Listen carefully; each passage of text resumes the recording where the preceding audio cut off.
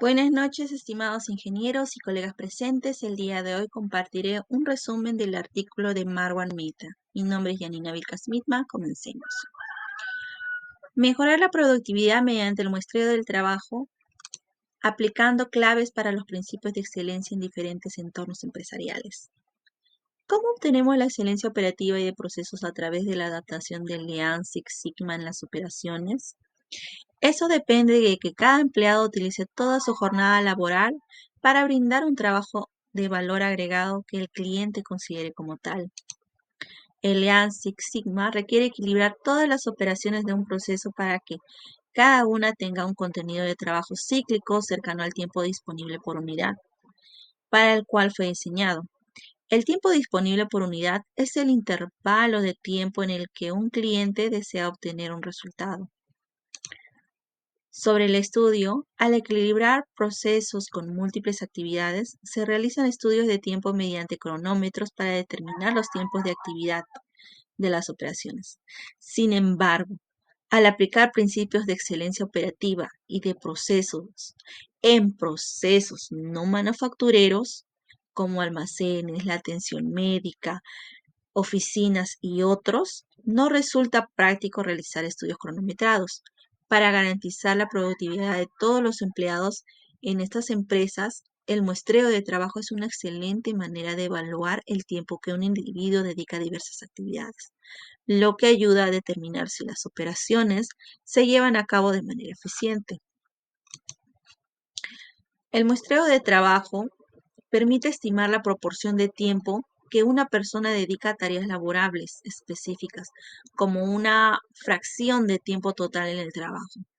Esto se logra mediante observaciones aleatorias, mediante un proceso estadísticamente sólido, permitiendo estimar la productividad de los empleados de producción, mantenimiento indirecto, personal de oficina, los proveedores de servicio y ejecutivos de gestión. Esto puede realizarse durante uno o varios días, según el nivel de confianza deseado.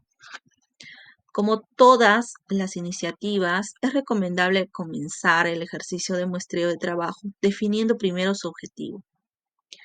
Definir claramente el objetivo ayuda a obtener la cooperación de los principales participantes del estudio, haciéndolos más receptivos a las evaluaciones de productividad. Involucrar a las personas estudiadas en el establecimiento del objetivo también puede facilitar la aceptación de los resultados del estudio. Ahora, la resistencia a la participación puede indicar reticencia al cambio, es decir, que no se sientan cómodos con los cambios y una preferencia por mantener el statu quo, o sea, quieren que todo siga como está, lo que podría beneficiar negativamente al sujeto de estudio, ¿no? Muestreo de la asignación de tiempo de una jefa de enfermería. Un ejemplo podríamos mostrar, evaluar qué porcentaje de un día normal de la vida de un enfermero que se dedica al papeleo en lugar de atender las necesidades de los pacientes y gestionar el personal de enfermería. ¿Cómo lograríamos esto? El siguiente paso en el muestreo laboral es definir los elementos de actividad que se utilizarán para recopilar estos datos de tiempo, ¿no? Los elementos de esta actividad podrían ser simples, tales como colocar una A, completar el papeleo, y como B, no completar el papeleo, ¿no? Pero para enriquecer el estudio y abordar inquietudes adicionales, podría ser útil considerar un conjunto más detallado de elementos de actividad, como se muestra en la figura 1. Al crear elementos de actividad, se debe respetar el principio de exclusión mutua y exhaustividad colectiva. En la figura 1 nos muestran los elementos de actividad para realizar un estudio de muestreo de trabajo en un entorno de atención médica. Directamente relacionados con el paciente tenemos las actividades de signos vitales del paciente, historial médico, evaluación del paciente, la realización de pruebas diagnósticas, el administrar medicamentos, el administrar el cuidado de las heridas, educar a los pacientes, brindar apoyo emocional a pacientes y familias, Como actividades indirectamente relacionadas con el paciente, tenemos a las actividades de sanitización y montaje de equipos médicos, a la comprobación y recuento de medicamentos, la solicitud de pruebas diagnósticas e ingreso de datos en la computadora. Y como actividades gerenciales o colaborativas están el compartir la información de cambio de turno, interactuar con colegas, ¿no? Entonces, la exhaustividad colectiva garantiza que todas las acciones observadas encajen en la lista predeterminada de actividades. Para lograrlo, a veces se puede añadir una categoría de varios que abarque todas las actividades inesperadas. Sin embargo, si esta categoría supera el 5% de las observaciones, podría ser necesario revisar el sistema de clasificación. La categoría de no observado también es útil cuando un observador no puede completar la ronda programada, aunque esta también debe mantenerse por debajo del 5% del total de observaciones. El siguiente paso es determinar el número total de las observaciones que se deben de realizar para lograr un cierto nivel de confianza en los resultados. Cada elemento de actividad debe tener al menos 5 observaciones durante el periodo de estudio. Normalmente el límite práctico es de 1 o 2 recorridos por hora. Ahora, consideremos un estudio hipotético de muestreo del trabajo que debe realizarse en un centro de salud. El hospital desea saber cómo emplea su tiempo la enfermera jefe, ya que tiene dificultades para asignar suficiente tiempo a la gestión, supervisión y capacitación de las enfermeras jóvenes. Los elementos de actividad para este ejercicio se identifican mediante el principio de exclusión mutua y exhaustividad colectiva, como se mostraron en la figura 1. Nos interesa principalmente saber qué proporción de la jornada dedica la enfermera jefe a realizar las actividades JK, que constituyen las actividades de gestión y organización de enfermeras. Se incluye una categoría M de misceláneas, varios, para las actividades no identificadas y una categoría de no observado para las rondas de observación no realizadas. Al decidir realizar el estudio mediante un periodo de 20 días, con base en la discusión anterior, asumimos que será posible que el observador realice 2 recorridos por hora. Sabemos que la enfermera jefa trabaja de 8 a 5 de la tarde y hemos estimado que cada visita durará 5 minutos. Para calcular los tiempos de la visita se utilizó el generador de números aleatorios de Excel. La función Bedwin del 1.25 se utiliza para calcular los tiempos de la primera mitad de cada hora y la función RATBedwin 3055 para calcular los tiempos de la segunda mitad de cada hora. Ahora, nota. Se seleccionaron 25 y 55 minutos para que la visita de 5 minutos se completen dentro de cada media hora. En base a esto, se crean las 2 primeras columnas de la figura 2. Para especificar cuándo deben realizarse los recorridos, los datos se recopilarán cada día mediante el formulario que se muestra en la figura.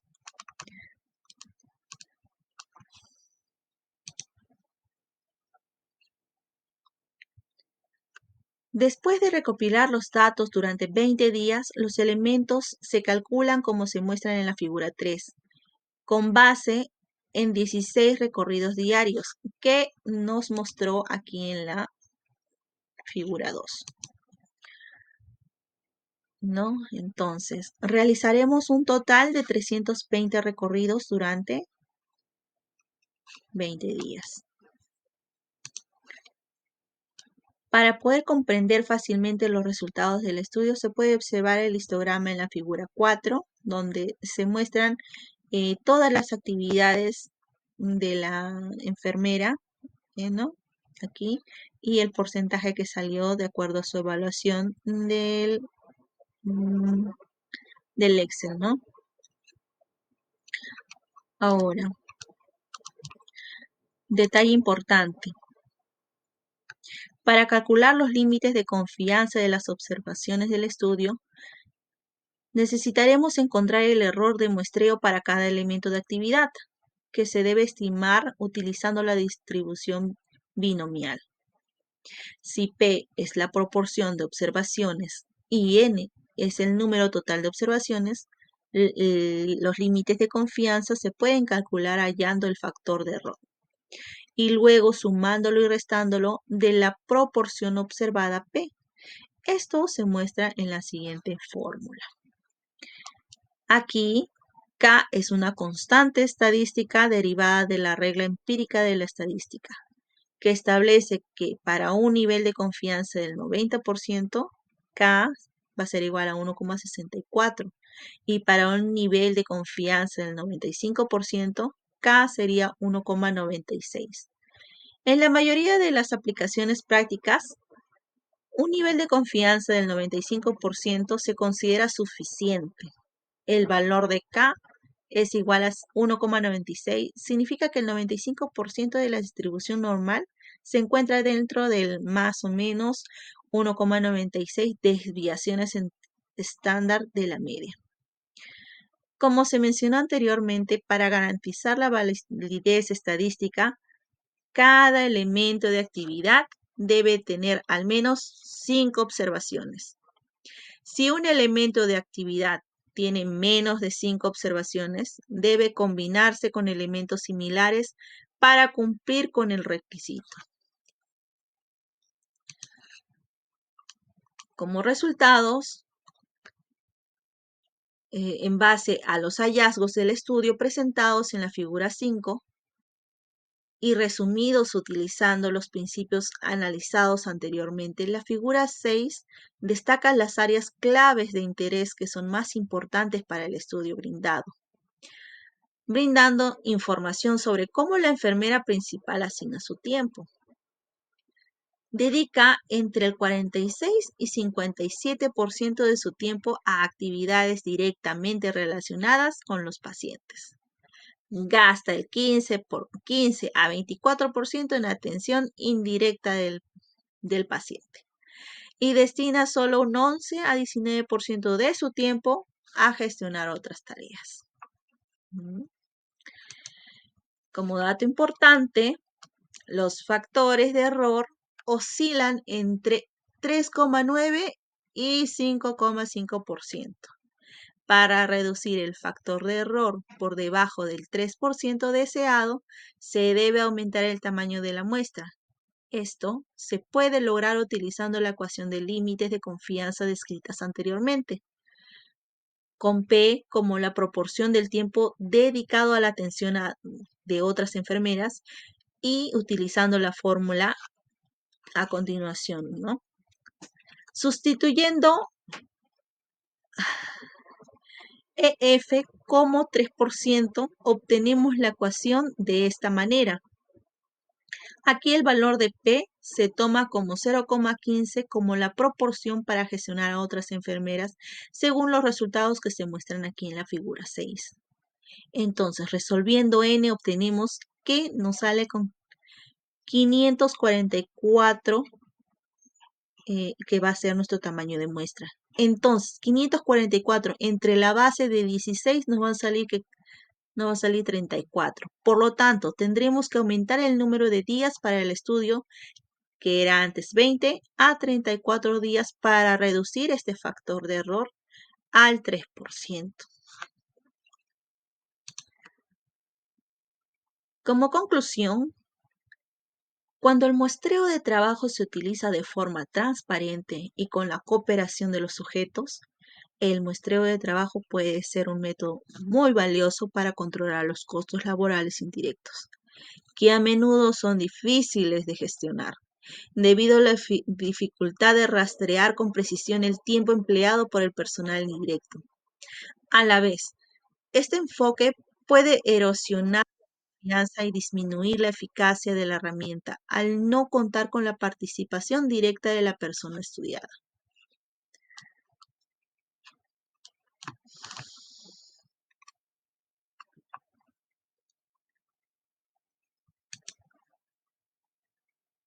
Muchas gracias por su atención. Espero haber contribuido con este pequeño resumen. Eh, esperemos hagan más. Muchas gracias.